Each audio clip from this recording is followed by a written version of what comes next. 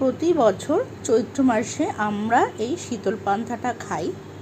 তো এর জন্য আমরা আগের দিনকে নিরামিষ খাই, আমরা শনিবার করেই খাই।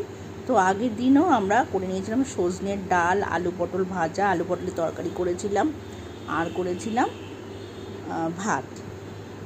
এগুলো দিনে খাওয়া হয়েছিল, আর রাতের বেলা গিয়ে আগের দিনে রান্না করে রেখে দিতে হয়। তো আমি প্রত্যেকবার মটর ডালের বড়া করি, তো এবার একটু অন্যরকম করলাম, ছোলার ডালের বড়া করেছিলাম। আর এখানে করে নিয়েছিলাম অল্প করে মুগের ডাল। ছোলার ডালটা মিক্সিতে বেটে নিয়েছিলাম, আর যত ফেটানো হবে তত বড়াগুলো সফট হবে, খেতেও ভালো হবে। তো ফেটতে ফেটতে আমার হাত ব্যথা হয়ে গেছিলো, হাফ কেজি ডাল ফেটানো কম কথা নাকি।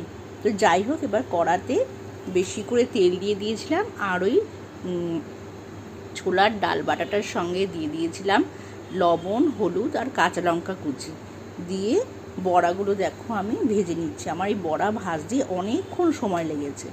এতগুলো ডালের বড়া ভাজতে আমার প্রচুর যেরকম সময়ও লেগেছে, সেরকম তেলও লেগেছে আমার অনেক। এমনিতে তো জানো সাধারণত বড়া ভাজতে প্রচুর তেল লাগে।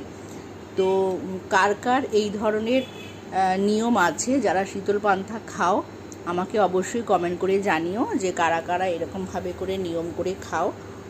আর আমাদের তো আবার শীতলা পুজো হয় জ্যৈষ্ঠ আষাঢ় মাস করে, ওটা আমাদের বাৎসরিক পুজো, আমাদের বংশের পুজো ওটা।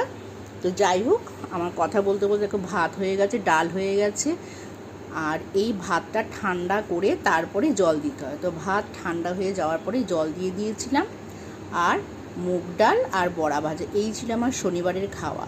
আর রাতে আমরা পান্তা খাই না, রাতে আমরা দই, চিড়ে মুড়ি এগুলো আমরা খাই। তোমাদের কার কীরকম লাগলো অবশ্যই কমেন্ট করে জানিও। আজ আসি, আবার দেখা হবে পরের রেসিপিতে। টাটা।